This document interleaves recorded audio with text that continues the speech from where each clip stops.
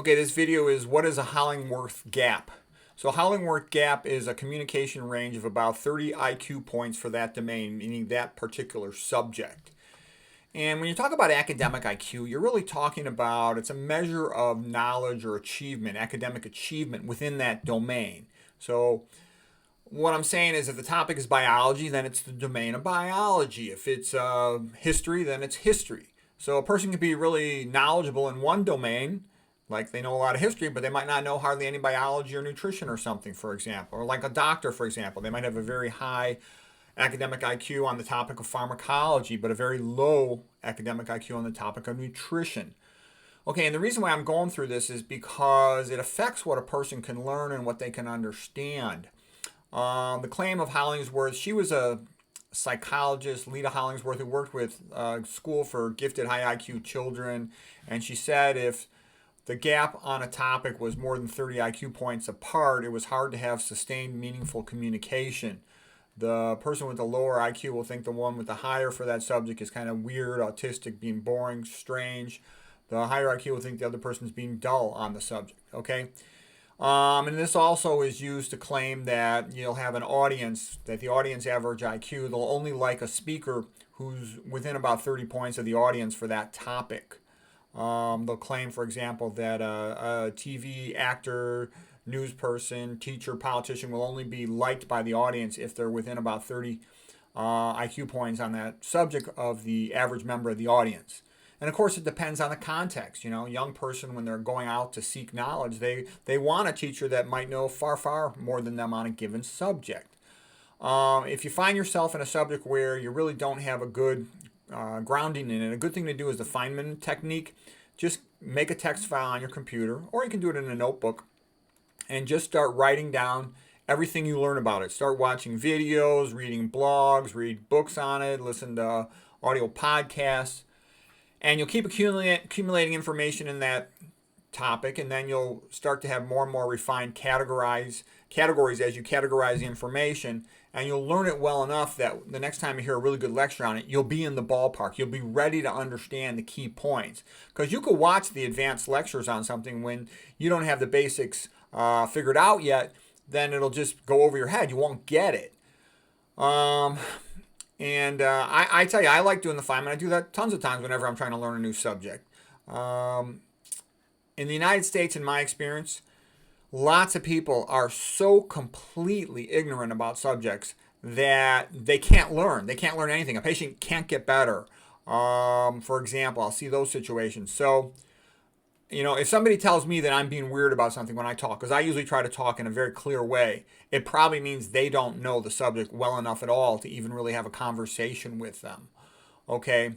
For example, if you want to know something about relevant modern history, current events, I would say the most valuable thing you could study would be read about the Russian Bolshevik conflict in 1917. Okay?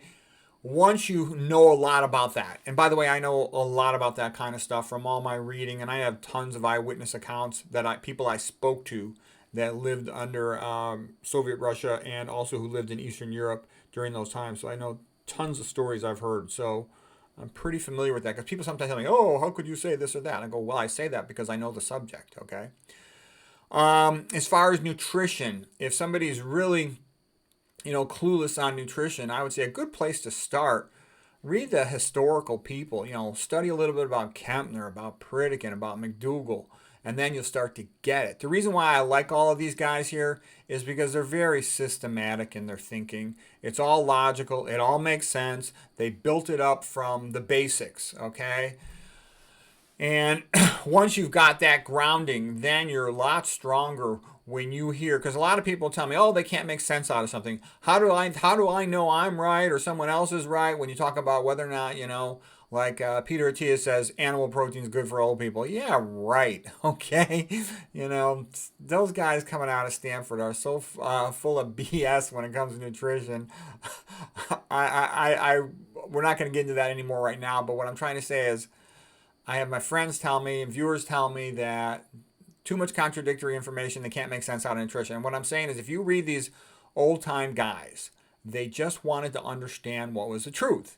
And they write in a very clear way. There's no commercial bias. and then it becomes pretty obvious what the truth is, and then you can add on to it the concepts that will come out of, more modern lectures, one of my videos or something. So that'll help you.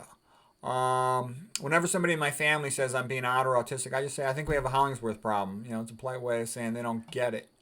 Here was a normal distribution curve that I drew, joking about health as it relates to diet, for example. And what I'm saying is it's very difficult to go from ignorant meat eater, processed food eater, all the way to being low fat, low sodium vegan in one fell swoop. You kind of usually are going to have to work your way up to lacto, ovo, pesco, and then go to low fat, low sodium, whole food, vegan, organic only, blah, blah, blah. Okay? Here's just showing an IQ distribution. So the Hollingsworth gap would be 30 points, meaning, like I say, between 100, 15, from 85 to 100 to 115, that would be 30 IQ points. A Hollingsworth gap, according to her theory. So anyways, there's one other thing I want to show you in this talk about.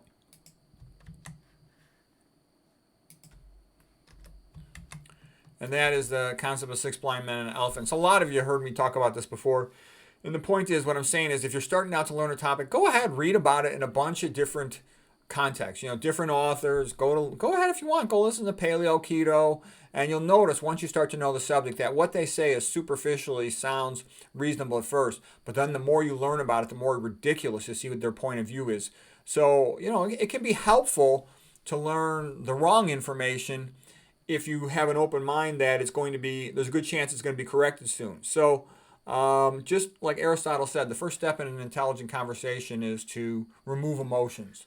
And the 6 blind men, one felt the tail, said it's a rope. Another one felt the side, said it's a wall. One felt the ear, said it's a rug. Another felt the leg, said it's a tree trunk. Anyways, when you approach it that way and you make your little Feynman notes on the subject, you'll build towards having a real solid nodule built up from basic principles, and people won't be able to BS you or refute you hardly at all. So I just keep this in mind because you'll hear me use that phrase a lot, Hollingworth's gap.